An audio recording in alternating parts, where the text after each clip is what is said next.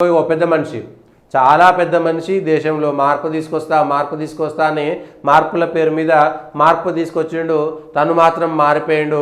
దేశంలో ప్రజల కోసం ఉద్యమం చేస్తా అని చెప్పినటువంటి వ్యక్తి మద్యం కేసులో మద్యమేంటి అనేటువంటి మాట మాట్లాడి 3 నెలలుగా జైల్లో ఉంటే ముఖ్యమంత్రి పదవిని పట్టుకొని ఏలాడుతున్నటువంటి వ్యక్తి మళ్ళా వీళ్ళందరూ కలిసి ప్రజలకు శుద్ధులు చెప్తారు. ఈయన పెద్ద మేధావిలాగా ప్రజలందరికీ మీడియా ఆయనను ఓ పెద్ద మేధావిలాగా చిత్రీకరిస్తుంది. పెద్ద మేధావిలాగా ఆయన దొంగతనంగా ప్రభుత్వానికి సంబంధించినటువంటి దాన్ని మళ్ళీ ఇప్పుడు ఆయన మనీష్ సిసోడియా మీద ఆరోపణలు చేస్తున్నాడు. నాకేం సంబంధం లేదు, అంతా మనీష్ సిసోడియా చేసిండని. అంటే ఎట్లయినా సరే 3 నెలలు జైల్లో ఉండి ముఖ్యమంత్రి పదవికి ఏలాడుతున్నటువంటి వ్యక్తి దేశంలో ఎట్లాంటి ఒక కుట్రతోటి ఉద్యమాలు చేసి కేవలం పదవి కోసం మాత్రమే పనిచేశాడని చెప్పడానికి ఇంతకంటే పెద్ద ఉదాహరణ ఇంకేమున్నది? కేవలం కుట్రపూరితంగా అధికార దాహంతో ప్రజలను మభ్యపెట్టి ఉద్యమం పేరుతో ప్రజలకు సేవ చేస్తున్నటువంటి పేరుతో వచ్చి 40 కోట్ల రూపాయల బంగళా బాగా చేసుకోవడానికి, ముఖ్యమంత్రి బంగ్లా బాగా చేసుకోవడానికి 40 కోట్ల రూపాయల డబ్బులు వెచ్చించి గోవాలో అక్కడ ఉన్నటువంటి పార్టీ ఫండ్ కింద 100 కోట్ల రూపాయలు లిక్కర్ స్కామ్ కింద తీసుకొచ్చి ఆఖరికి ఉగ్రవాదులతో చేతులు కలిపినటువంటి అత్యంత నీచమైనటువంటి స్థితికి దిగజారారు. ఒక ఉగ్రవాదిని జైలు నుంచి విడుదల చేస్తానని డబ్బులు గుంజారని ఉగ్రవాది చాలా స్పష్టంగా ప్రకటించినటువంటి వ్యక్తి మళ్ళీ ఈయన ముఖ్యమంత్రి పదవిని ఏలాడుతూ జైల్లో ఉన్నాడు.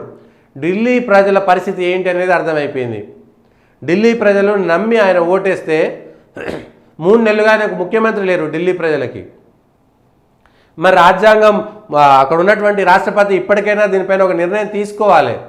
తీసుకోకపోతే ఏదో తప్పుడు విధానం పోతుంది, అరెస్ట్ చేసిర్రు, అరే లిక్కర్ స్కామ్ జరిగిందని స్పష్టంగా అర్థమైపోతున్నది.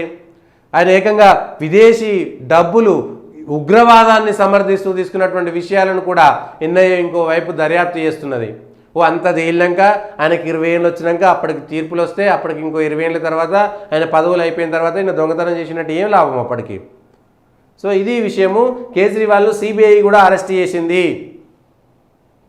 న్యాయాధికారి అమితాబ్ రావత్ అనుమతి మేరకు సిబిఐ కేజ్రీవాల్ అరెస్ట్ చేసింది. మద్యం కుంభకోణంలో ప్రశ్నించడానికి వీలుగా కేజ్రీవాల్ను తమకు 5 రోజుల కస్టడీకి అప్పగించాలని సిబిఐ విజ్ఞప్తి చేసింది. దీనిపై తొలుత తీర్పును రిజర్వ్ చేసిన అమితాబ్ రావత్ 3 రోజుల కస్టడీకి అప్పగిస్తూ నిర్ణయాలు వెలువరించారు. తదుపరి విచారణకి నెల 29కి వాయిదా వేశారు. కాగా కోర్టులో విచారణ సందర్భంగా కేజ్రీవాల్ తన వాదనలు స్వయంగా వినిపించారు. మొత్తం తప్పంతా మనీష్ సిసోడియాదని నేను ఒక ప్రకటన చేశానంటూ సిబిఐ వర్గాలను ఉటంకిస్తూ మీడియాలో వార్తలు వస్తున్నాయి. నేను అటువంటి ప్రకటన ఎన్నడూ చేయలేదు. సిసోడియా ఆమ్ ఆద్మీ పార్టీ, నేను నిర్దోషులం, ఇదంతా మా ప్రతిష్టను దెబ్బతీయడానికి మీడియా వేదికగా సిబిఐ చేస్తున్నటువంటి కుట్ర అంటారు.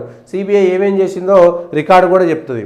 ఆ రికార్డు తర్వాత బయటకు వచ్చినాక ఎవరేం చెప్పినా మద్యం కేసులో విచారణ కోర్టు తనకు ఇచ్చిన బెయిల్పై ఢిల్లీ హైకోర్టు స్టే విధించడాన్ని సవాల్ చేస్తూ కేజ్రీవాల్ సుప్రీంకోర్టులో పిటిషన్ దాఖలు చేసిన విషయం తెలిసిందే. దీనిపై సుప్రీంకోర్టు బుధవారం విచారణ కొనసాగించినప్పుడు ఆ పిటిషన్ను ఉపసంహరించుకోవడానికి కేజ్రీవాల్ అనుమతి కోరారు. బెయిల్పై స్టే విధిస్తూ హైకోర్టు మంగళవారం తీర్పు ఇవ్వడం, మరోవైపు ఇదే కేసులో సిబిఐ కేజ్రీవాల్ అరెస్టు చేయడం వంటి తాజా పరిణామాల దృష్ట్యా పిటిషన్ను ఉపసంహరించుకుంటామని, పూర్తి వివరాలతో తర్వాత అప్పీల్ దాఖలు చేస్తామని ఆయన తరపు న్యాయవాది అభిషేక్ సింఘి ధర్మాసనానికి తెలిపారు. దీనికి న్యాయమూర్తులు అంగీకరించారు. ఈ కేసుకు ఇన్నిసార్లు కోర్టులు అనుమతిస్తుంటే 20-30 ఏళ్ల నుంచి కోర్టులో పెండింగ్ ఉన్నటువంటి కేసులు మాత్రం ఇప్పటిదాకా నడవాయి. మరి అదేం విచిత్రమో అర్థం కాదు. సో ఈయనకు మధ్యంతర బెయిల్ వచ్చేసప్పటికి న్యాయవాదులంతా వచ్చి ఆయనకు మధ్యంతర బెయిల్ లేకపోతే వేకేషన్ బెంచ్లో ఉన్నటువంటి న్యాయమూర్తులంతా వచ్చి ఆయనకు ఫుల్ ప్లెడ్జ్డ్ బెయిల్ ఇస్తారు. ఏం జరుగుతుంది ఈ దేశంలో న్యాయ వ్యవస్థలో? అరవింద్ కేజ్రీవాల్ అనేటువంటి వ్యక్తి ద్వారా వచ్చినటువంటి కేసు వల్ల దేశంలో ఉన్నటువంటి న్యాయ వ్యవస్థ మీద అనేకమైనటువంటి అనుమానాలు, అపోహలకు దారితీస్తుంది. దయచేసి న్యాయ వ్యవస్థలో ఉన్నటువంటి పెద్దలందరూ కూడా దీన్ని ఒక్కసారి పరిశీలించాలనేటువంటి విషయాన్ని విజ్ఞప్తి చేస్తున్నా. ఆయనకు మధ్యంతర బెయిల్ ఎట్లొచ్చింది? అదే కేసులో ఉన్నటువంటి ఆయనకు మధ్యంతర బెయిల్ వచ్చింది. మరి అట్లయితే అమృత్పాల్ సింగ్కు లేకపోతే ఇంకోడో బారాముల్లాలో ఉన్నటువంటి ఉగ్రవాదికి జైల్లో ఉండి గెలిచినటువంటి 2 తీవ్రవాదులకు కూడా రేపు మధ్యంతర బెయిల్ వస్తుందేమనేటువంటి భయం కూడా అవుతుంది. హేమంత్ సోరెన్కి ఎందుకు రాలేదు? కవితకి ఎందుకు మధ్యంతర బెయిల్ రాలేదు? కవిత కూడా ఎమ్మెల్సీ, ఆమె కూడా ప్రచారం చేయాలి కదా, ఆమెకి ఎందుకు మధ్యంతర బెయిల్ రాలేదు? దేశంలో ఉన్నటువంటి రాజకీయ ఖైదీలు అనేక మంది ఉన్నారు, వాళ్ళందరికీ మధ్యంతర బెయిల్ ఎందుకు రాలేదు? కేవలం కేజ్రీవాల్కి మాత్రమే ఎందుకు వచ్చింది? ఈ విషయం పైన కూడా స్పష్టత లేదు. మరి ఏం చేస్తారు ఏంటి అనేటువంటి అంశం పైన న్యాయ వ్యవస్థలో అనేకమైనటువంటి లోపాలు ఉన్నాయి అనేటువంటి విషయానికి కొన్ని జాతీయ అంతర్జాతీయ శక్తులు దేశంలో న్యాయ వ్యవస్థను ప్రభావితం చేస్తున్నాయని, దేశ వ్యతిరేక శక్తులు దేశంలో న్యాయ వ్యవస్థ పైన అనేకవంతమైనటువంటి శక్తివంతమైనటువంటి ప్రభావం చూపిస్తున్నాయనేటువంటిది మొదటి నుంచి ఉన్నటువంటి ఆరోపణ. అది కేజ్రీవాల్ కేసుకు సంబంధించినటువంటి అంశంలో ఇదొకటి నడుస్తుంది.